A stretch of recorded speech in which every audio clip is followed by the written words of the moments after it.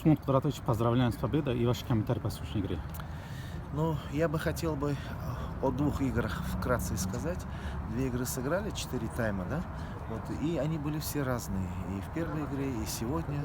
Вот, игру сегодня, если взять, начали хорошо. Ребята, очень даже хорошо. Но две-три ошибки, ненужные две-три ошибки, они привели к тому, что инициативу перехватил соперник. И мы вот почти 20, может, 25 минут мы оборонялись второй тайм. Но первый тайм. И молодцы ребята, что они выдержали это. Второй тайм мы немножко внесли коррективы, сказали, на что нужно обращать внимание. Ребята опять-таки вот слушаются, выполняются и вот забили гол. Но вы знаете, я еще раз повторю, вот я буду стоять на своем, что мне не важно выигрывать его сейчас. Мне важно очень, чтобы мы выиграли основную свою игру, официальные наши игры. Но с другой стороны, вот эти выигрыши, они дают ребятам уверенность, дают и вот этот опыт, они как бы понимают, что мы на правильном пути.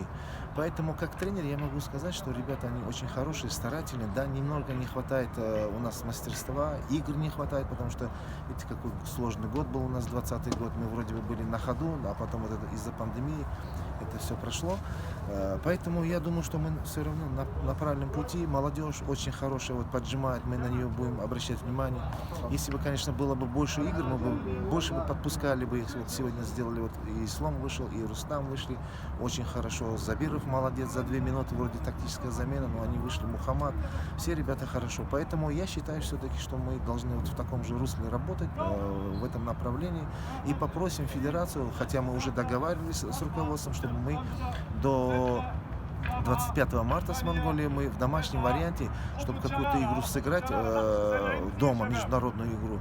Это будет как бы чувство, вот, трибуны, болельщики придут, им тоже будет хорошо. Потом на искусственном поле все-таки вот эти поля отличаются очень тяжело, как бы мы привыкли к этому полю.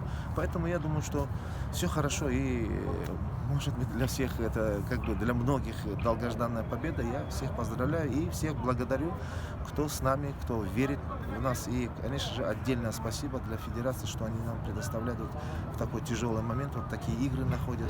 Надеюсь, что будем вот в таком же плане находить игры и играть, потому что это учеба, это тренировка, это большой опыт.